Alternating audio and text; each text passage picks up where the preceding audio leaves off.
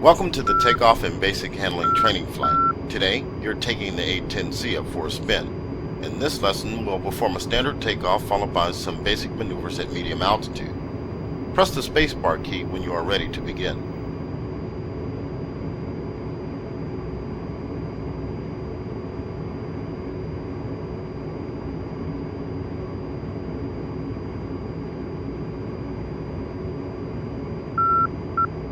Things will happen rather quickly once you begin to roll, so let's review the takeoff sequence. After a final check of the instruments, you'll begin to roll at max engine power. Your main focus will be on using nose wheel steering to maintain the aircraft on runway center during the roll. Once the rudders become effective above 50 knots, you will disengage nose wheel steering. At 120 knots, begin to raise the nose by gently pulling back on the stick and setting a pitch angle of 10 degrees on the ADI. This will be a safety critical element of takeoff. Pulling up too fast can lead to striking the aircraft's tail on the runway or lifting off with too much angle of attack, leading to a stall and possible crash. Once the aircraft is safely airborne and climbing, raise the landing gear and flaps. Accelerate to 180 knots and maintain the speed in the climb to altitude. Prior to starting the takeoff roll, a number of final checks are performed to ensure the aircraft's safe operation. Ensure the anti-skid switch is set to on. If not already done, turn on pitot tube heating on the environmental control panel. Now hold down the wheel brakes by pressing and holding the W key and increase throttle to 85% core RPM. Monitor your flight and engine instruments for any abnormalities. Look around the cockpit and check the caution lights panel to ensure no malfunctions are reported. Press the spacebar key to proceed once everything checks out.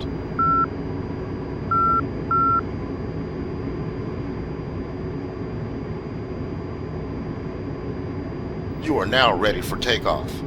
Take a note of your current heading as you will maintain this after takeoff. To begin the roll, release the wheel brakes and advance the throttles to max.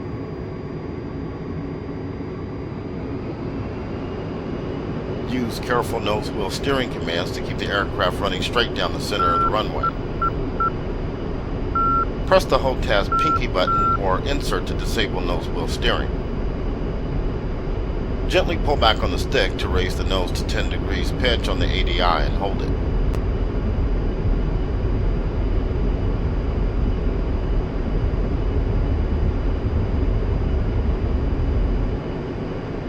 Maintain 10 degrees of pitch.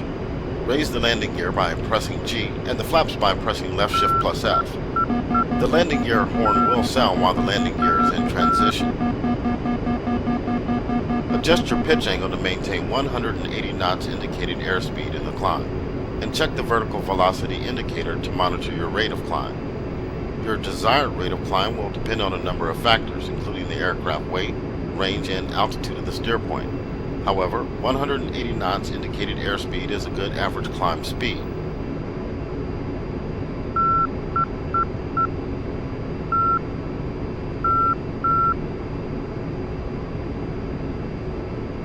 Maintain a heading of 300 degrees and 180 knots.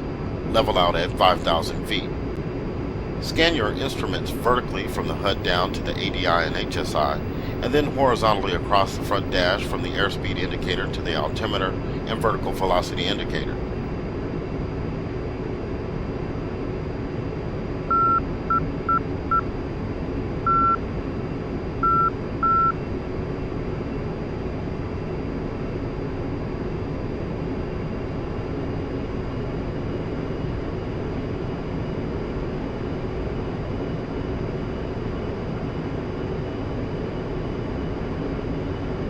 Approaching 5,000 feet, let's level out here. We'll pick up some airspeed and max engine power.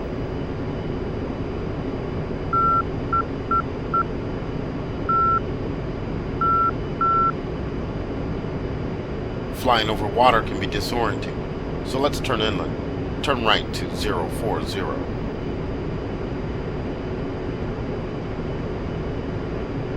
Watch your altitude. Maintain 5,000 feet.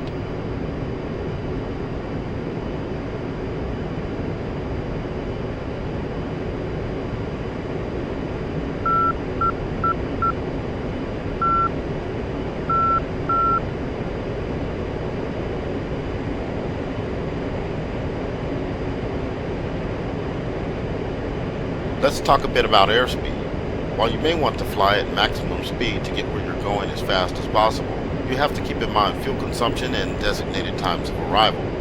As such, you will generally fly at speeds less than maximum and preferably close to your cruise speed, which is the most efficient speed for your current aircraft payload and altitude.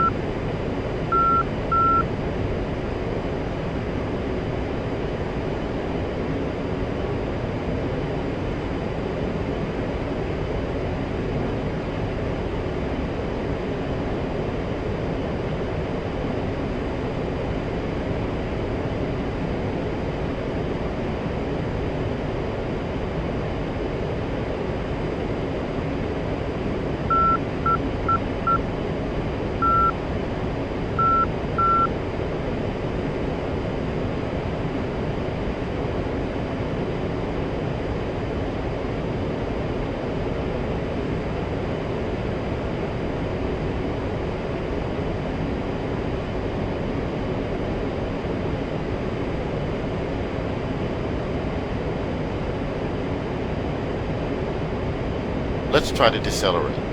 There are a number of ways you can reduce airspeed, including reducing engine RPM, opening the speed brakes, and pitching the nose up to climb. For now, let's simply reduce engine power. Pull the throttles back and watch the airspeed indications on the HUD and front dash begin to decrease.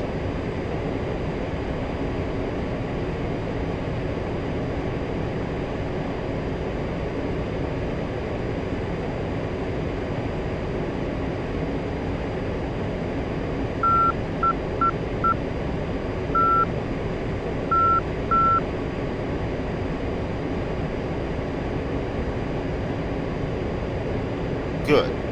Now let's accelerate by advancing the throttles back to max.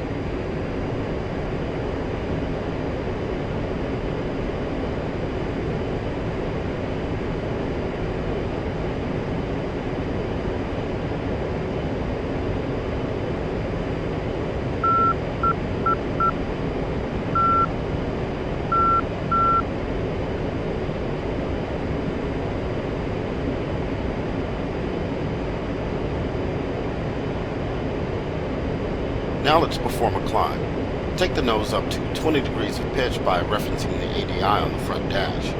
Climb to 12,000 feet.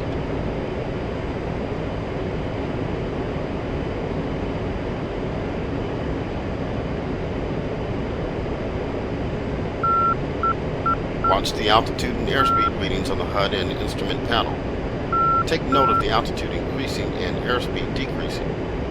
Check the VVI to monitor your rate of climb. It's critical to maintain control of your airspeed or you will quickly approach a stall scenario.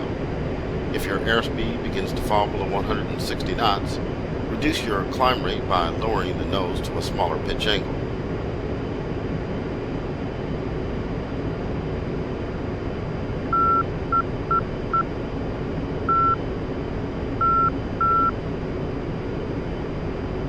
The A-10 does not have a very high thrust-to-weight ratio, so cannot zoom climb like fighter jets. However, what the Hawk lacks in engine power, it makes up for in engine durability and endurance.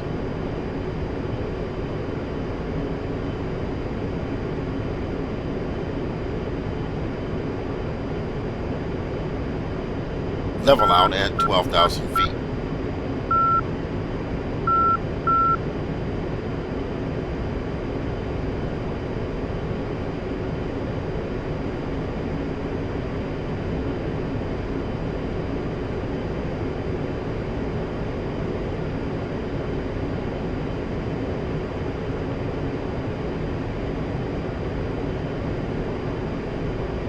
The A-10 service ceiling is 45,000 feet. However, given the nature of the A-10 design and function, you are likely to spend most of your time in altitudes below 25,000 feet.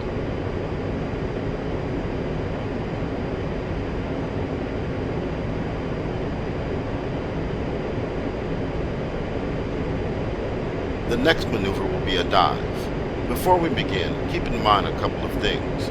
Although we are 12,000 feet above sea level, the surface of the Earth can be a lot closer, so we'll only drop about 5,000 feet and recover at 7,000. Also, our speed will increase rapidly in the dive and we need to be careful not to overspeed the aircraft. Overspeeding is highly dangerous and can lead to catastrophic structural failure.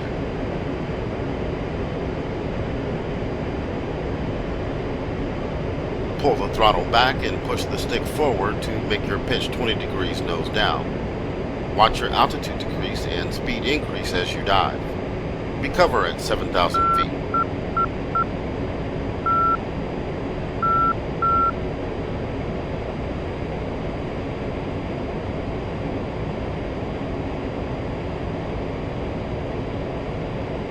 Coming up on 7,000 feet, level out.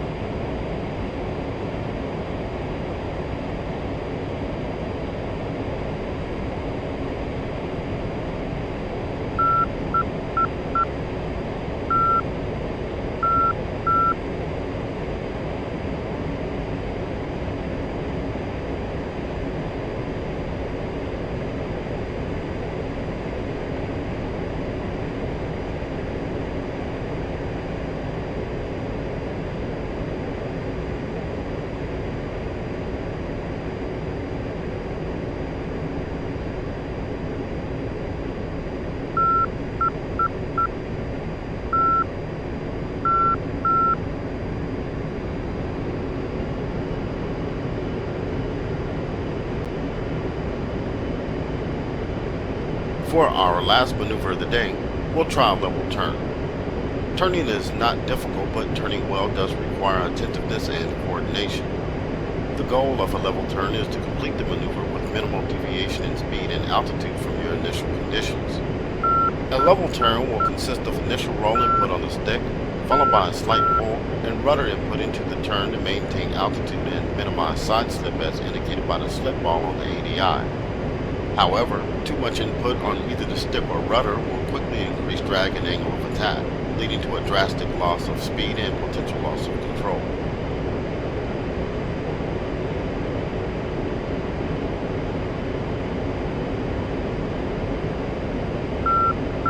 We'll perform a 360-degree left turn from a heading of 040 at 7,000 feet and 280 knots. Go ahead and set the jet to these initial conditions.